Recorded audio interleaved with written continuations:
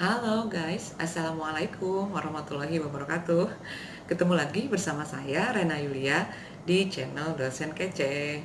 Hari ini, di video kali ini saya akan membagi tips tentang bagaimana menulis bab 4. Kenapa saya memilih konten ini, topik ini? Karena ada salah satu yang komentar, Bu, bikin dong gimana cara menulis bab 4 gitu. Jadi saya segera buat kontennya. Oke, untuk menulis bab 4 gampang. Wah, kok gampang sih? Yang pertama adalah dibaca dulu identifikasi masalahnya apa. Identifikasi masalah deskripsimu itu apa?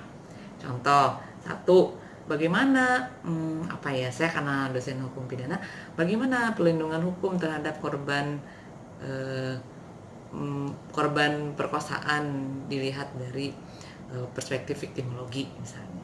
Nah, maka teman-teman ya mulai menulis dengan membuat subtopik perlindungan hukum terhadap korban perkosaan ditinjau dari perspektif viktimologi misalnya.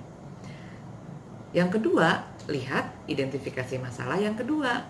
Apa tuh identifikasi masalahnya? Kalau identifikasi masalahnya, bagaimana kebijakan hukum pidana di dalam melihat ataupun melindungi korban kekerasan misalnya. Nah, berarti yang bagian sub B-nya langsung aja dibikin kebijakan hukum pidana di dalam melindungi perempuan korban kekerasan seksual. Tadi apa sih? Kekerasan seksual apa perkosaan? Ya intinya itu. Jadi yang paling mudah adalah pertama lihat identifikasi masalah. Nah, identifikasi masalah itu harus dijawab di bab 4. Sehingga untuk membatasi bukan membatasi pemikiran sih, untuk membatasi yang dibahas kan nanti terlalu kesana kemari, maka teman-teman harus bikin sub bahasan itu 2 sub saja sesuai dengan 2 identifikasi masalah. Sub A identifikasi masalah yang pertama, sub B identifikasi masalah yang kedua. Nah, biasanya di kebanyakan tulisan ataupun skripsi itu judul di bab 4 itu hampir sama dengan judul skripsinya. Hampir sama ya. Ada juga yang formulasinya berbeda, tetapi intinya itu gitu, intinya sama gitu. Ada juga yang dibedain formulasinya misalnya yang judul skripsinya lebih panjang di sini mah enggak gitu. Atau karena judul skripsi itu biasanya identifikasi masalah yang dibagi 2, maka di dalam bab 4 itu menjadi 2 juga, sub A dan sub B tadi gitu.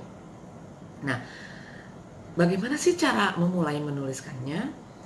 Tadi sudah saya bilang, bikin dulu judulnya bab 4, samain aja dulu sama judul skripsi, kemudian bikin judul sub A dan sub B.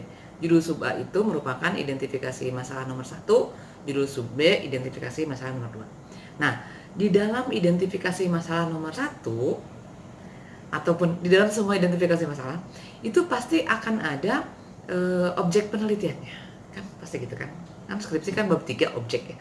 Ini pasti akan ada hal, misalnya bagaimana pelindungan hukum terhadap korban katakanlah pelecehan seksual.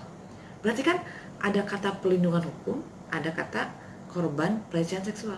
Berarti yang pertama harus diceritakan adalah si korban pelecehan seksual ini tuh kondisinya seperti apa sih, situasinya kayak gimana sih, kenyataannya kayak gimana sih, dia punya hak apa sih, butuh apa sih, dia butuh pelindungan apa sih. Kemudian dilihat dari teori pelindungan hukum, karena gampangnya kita menentukan teori itu dari identifikasi masalah. Bagaimana pelindungan hukum terhadap korban pelecehan seksual, kan pasti pakai teorinya pelindungan hukum. Nggak mungkin tiba-tiba pakai teorinya kepastian hukum, kan nggak ada kata kepastian hukum di situ, gitu kan. Jadi gampangnya gitu, sederhananya seperti itu.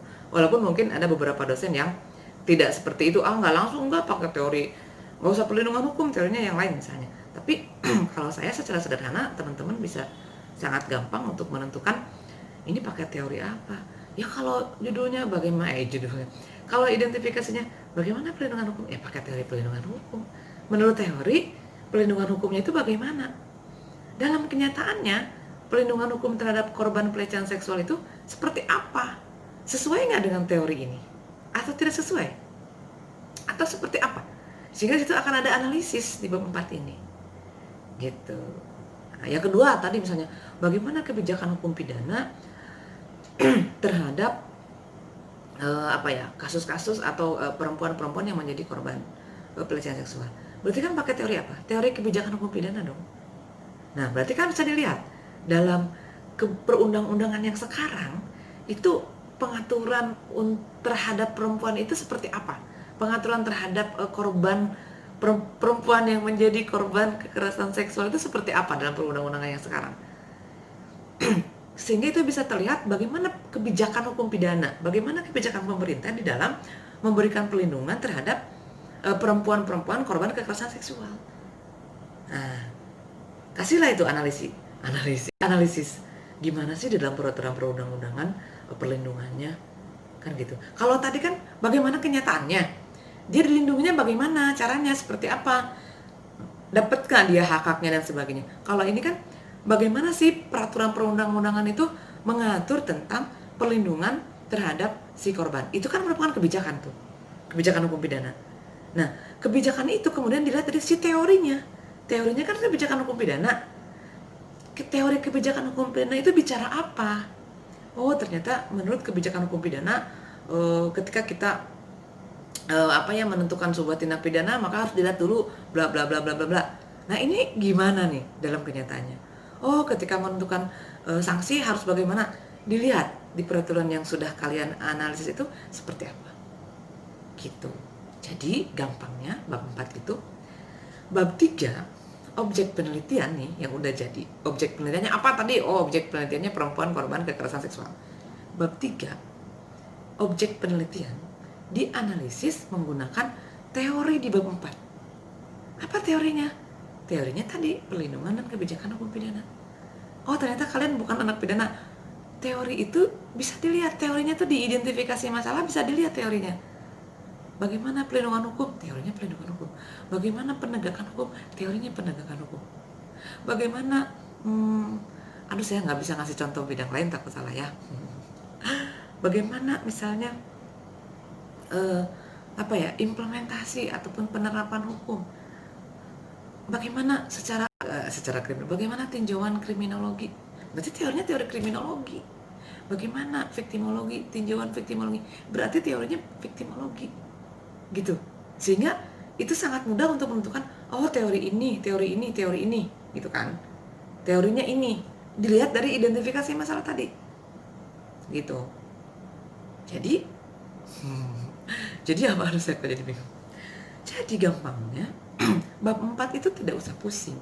Karena teman-teman juga sudah tahu identifikasi masalahnya apa, menggunakan teori apa, objek penelitiannya apa. Bab 4 adalah objek penelitian dianalisis menggunakan teori yang ada di bab 2. Objek penelitian ada di bab 3. Teori ada di bab 2. Bab 2. Objek ada di bab 3. Bab 4 dianalisis itu objek penelitian yang sudah ada dengan menggunakan teori di bab 2. Gampang kan? Gampang. Asal dikerjain, asal diketik. Oke. Silakan dicoba untuk dilakukan itu. Tapi kalau kalian bingung teorinya apa, berarti dari awal sudah ada kesalahan. Jadi ulang lagi dari bab 1, judulnya apa, identifikasi masalahnya apa, pakai teori apa, pakai metode apa, objek penelitiannya apa. Nah, baru nanti bisa ngerjain bab 4 begitu.